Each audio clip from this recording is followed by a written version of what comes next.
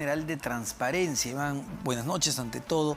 ¿Qué significa esta calificación o esta etiqueta donde nos ha puesto ahora una revista como The Economist, un régimen híbrido? Y antes éramos, para ponerlo en contexto, entiendo, una democracia débil. Bueno, Omar, gracias por la invitación. En realidad, este es un índice que se hace desde el 2006, se hace en un conjunto grande de países. Esta vez cubre 165 estados y 2 territorios. Es una muestra mundial, ¿no?, de las democracias, de los autoritarismos en el mundo. Y hace mucho tiempo ya, ¿no?, se tienen estas figuras que no son estrictamente democracias, pero tampoco son autoritarismos clásicos, digamos, dictaduras, por ejemplo, ¿no?, sino que son países en donde el régimen político tiene alguna debilidad. Por ejemplo, en las elecciones, una debilidad, por ejemplo, en las instituciones políticas, una debilidad, por ejemplo, en el respeto de derechos. Ajá. Y entonces, o problemas en la participación de la gente. Entonces, cuando eso ocurre, cuando una de estas dimensiones está muy mal, entonces ya no se considera una democracia, ni siquiera débil, sino un régimen híbrido. Entonces, lo que hace The Economist es hacer un panel de indicadores en 5 temas, son 60 indicadores en total, y luego va midiendo, ¿no?, en cada uno de estos indicadores cómo le va a cada país. Y entonces el Perú en el año 2021 tuvo una caída bien fuerte en algunos indicadores, a raíz básicamente por lo que pasó con las elecciones, todo lo que nos ocurrió ese año con esta situación tan complicada, ¿no?, de alegaciones infundadas sobre la calidad de las elecciones. Ese es un buen punto. Es decir, Iván, porque claro, revisando la información de The Economist, no empieza necesariamente con el intento de golpe de Estado de Pedro Castillo. No. Esto ya se arrastra desde, digamos, un grupo perdedor que no sabe reconocer un resultado. Exacto. El año pico de nuestra calificación fue el año 2016.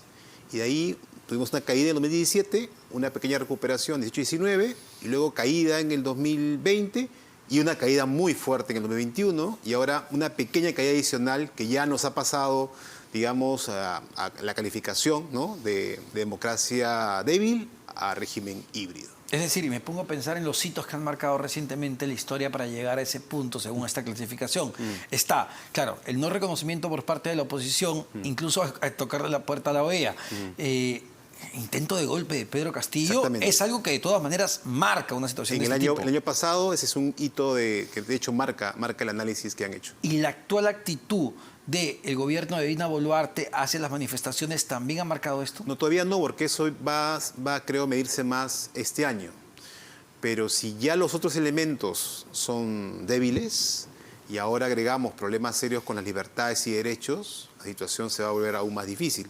Ahora, si uno mira las 5 dimensiones que se evalúan, ¿a dónde le va mejor a Perú? O sea, ¿dónde está mejor calificado?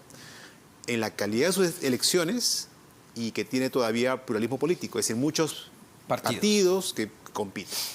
¿Y dónde le va peor? En la cultura política, es decir, en las actitudes, creencias de la gente sobre la política. Por ejemplo, digamos, en el Perú hay hasta todavía mucha gente que piensa que las salidas autoritarias son, pues, legítimas. Inclusive los propios políticos, tú ves eso que defiende inclusive formas autoritarias de hacer política. Y además, esto es un trabajo que hemos hecho en transparencia junto con el PNUD y con Ojo Público, hemos hecho un trabajo que se llama, de una metodología que se llama eMonitor. Hemos visto eso en las redes sociales y creo que no se requiere mucha investigación para ver cómo el lenguaje de, digamos, discursos de odio, violencia verbal que se utiliza en estos medios refleja ese tipo de cultura, ¿no? El nivel de polarización que vivimos en este momento, Iván, es decir, porque también lo vemos en las redes sociales y creo que también lo vemos incluso entre nuestras familias, entre nuestros entornos familiares, laborales, donde hay gente que está entre, claro, permitir el anarquismo absoluto, que hay que dejar que la gente se proteste y queme una oficina del Ministerio Público, que es una cosa inaudita, y pues meterle bala a todo el mundo. Entonces, pareciera que todos nos hemos ido a uno de los 2 extremos. Sí. ¿Eso influye? Sí, a ver, hay una dimensión que tiene que ver con la forma en la cual el Estado protege derechos, o el gobierno protege derechos. Entonces, un sistema político en el cual el régimen deja de cuidar las libertades y derechos de las personas, derechos civiles, derechos políticos, es un sistema que va a perder puntos en esa dimensión.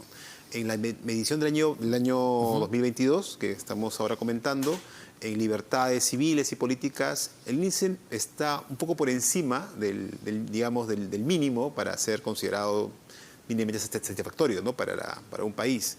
Pero corremos el riesgo ahora con lo que está pasando, que eso caiga, ¿no?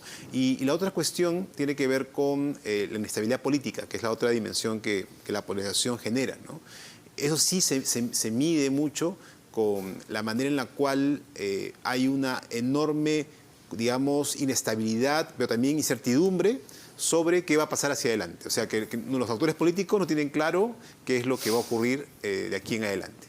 Bueno, y además, ¿no? El riesgo que esto genera, Sí. como tú dices, hacia adelante, porque si tenemos una sociedad polarizada, digamos, la consecuencia puede ser terminar eligiendo un autoritarismo de derecha o un autoritarismo de izquierda. Sí, de hecho, la metodología, digamos, no está vinculada a ideología alguna. O sea, un régimen híbrido puede ser de izquierda o puede ser de derecha. Y lo mismo pasa con los autoritarismos. Pueden ser dictaduras de derecha, dictaduras de izquierda. Lo que le preocupa digamos, a las personas que estudian estos regímenes es si las características del mismo garantizan que hayan elecciones y que haya una transferencia del poder ordenada, que hayan instituciones que respeten, por ejemplo, la separación de poderes, que los ciudadanos puedan ir a votar sin ningún tipo de riesgo, que la gente quiera su democracia y que tenga actitudes a favor de ella, ¿no?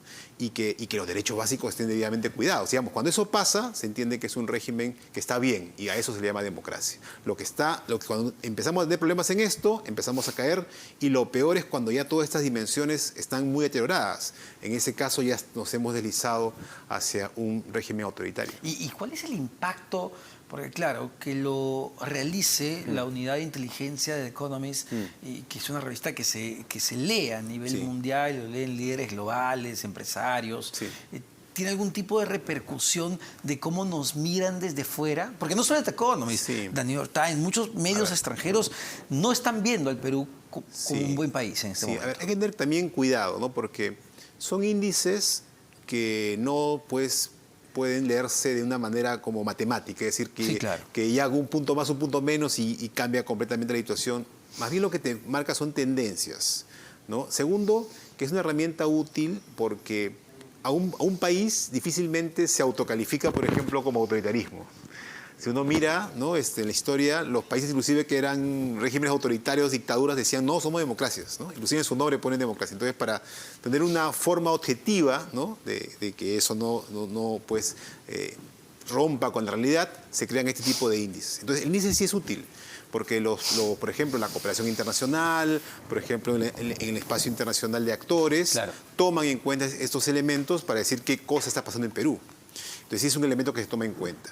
Pero lo más importante es que los peruanos mismos actuemos ante ello. O sea, si hay una alerta de este tipo, pues tomemos las medidas correctivas para evitar que el país pase a ser un autoritarismo que sería terrible para nuestra historia reciente, además, ¿no? Donde hemos pasado problemas tan serios con ello. Estamos a tiempos. Sin embargo, pareciera que la clase política nuestra no ayuda por los actuales resultados de hoy y de la última semana. Muchísimas gracias, Iván Lanegra, secretario general de Transparencia. Hemos llegado